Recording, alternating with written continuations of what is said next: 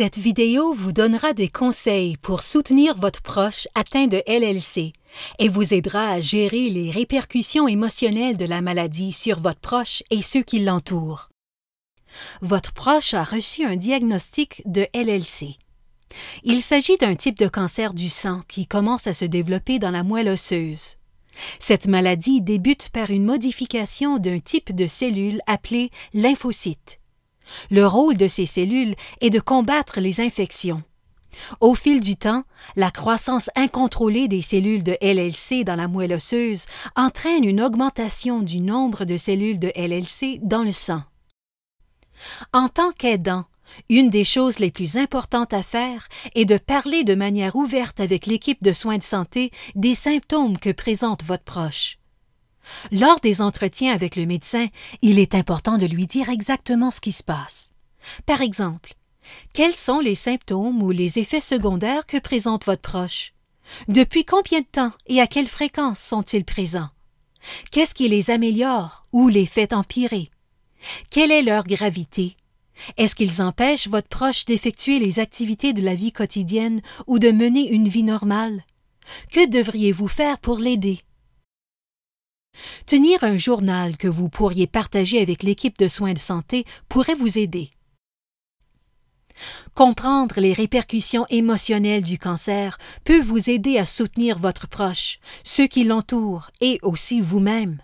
Les sentiments de peur, d'incertitude, de déni, de colère, de culpabilité, de stress, d'anxiété, de solitude, d'isolement, de tristesse et de dépression font partie du cours normal du vécu d'un cancer. Les aidants sont habituellement la principale source de réconfort et de soutien émotionnel pour leurs proches. Voici quelques conseils pour vous aider à réconforter votre proche. Écoutez-le de façon active en lui accordant toute votre attention et en le regardant dans les yeux. Ne soyez pas dans le jugement, écoutez tout simplement. Reformulez ce qu'il a dit pour montrer que vous êtes sur la même longueur d'onde. Laissez-lui exprimer ses craintes et ses préoccupations face à ce qui va se passer. Écoutez-le quand il veut parler et respectez son besoin d'intimité quand il n'en a pas envie. Assurez-vous qu'il sait que vous serez là quand il sera prêt à parler. Ne dites pas « je sais exactement comment tu te sens » ou ne faites pas de comparaison avec d'autres personnes atteintes de cancer que vous connaissez. Chaque situation est différente et vous ne pouvez pas savoir ce qu'il vit. Ne vous oubliez pas, être un aidant peut être très difficile et stressant. Prendre soin d'un proche peut être gratifiant, mais peut aussi représenter un lourd fardeau ou un stress important pour l'aidant. Le fardeau des aidants a été décrit comme la période pendant laquelle les aidants estiment que la prise en charge de leurs proches a eu un effet négatif sur leur propre capacité émotionnelle, sociale, financière, physique et spirituelle.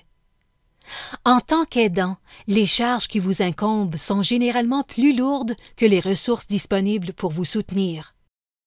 Vous pouvez devenir responsable de nombreux éléments de la prise en charge du cancer sans avoir été préparé ni formé. Tous ces efforts nécessaires peuvent affecter votre qualité de vie. Les responsabilités de l'aidant peuvent comprendre le bain, le transport, la gestion des médicaments, ainsi que la surveillance et la prise en charge du traitement des effets secondaires. Vous pouvez avoir l'impression de ne pas avoir été bien préparé pour ce rôle.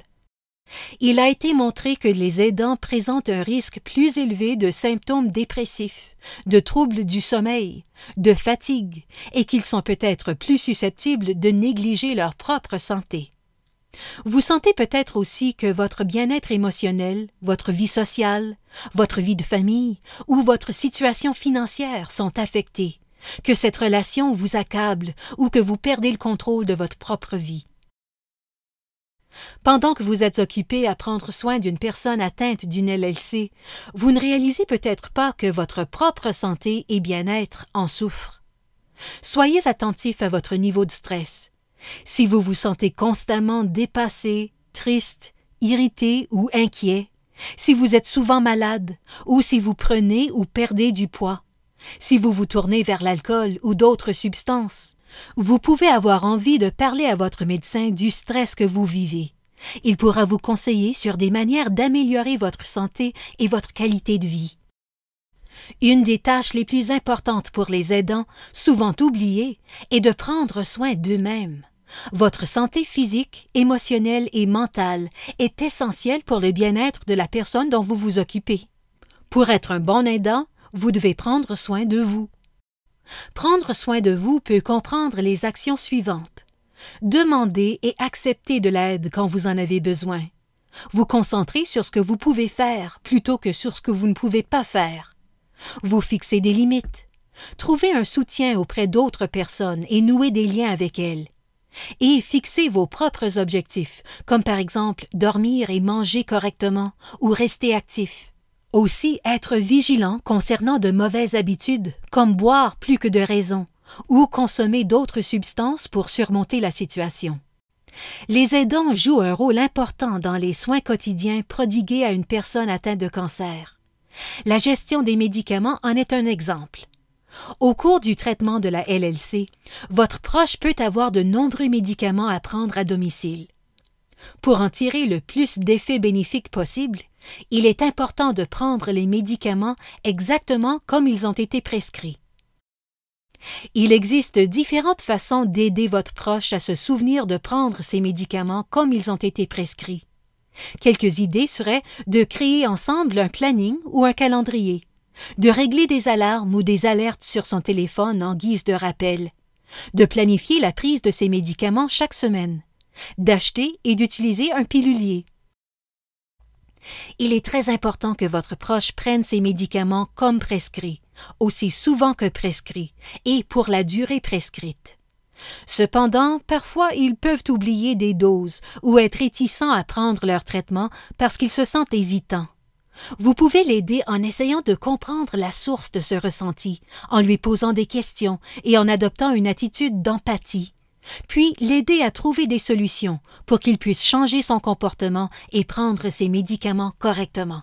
Ce changement a plus de chances de perdurer si votre proche en voit les effets bénéfiques et s'il prend lui-même la décision plutôt que si vous lui disiez quoi faire.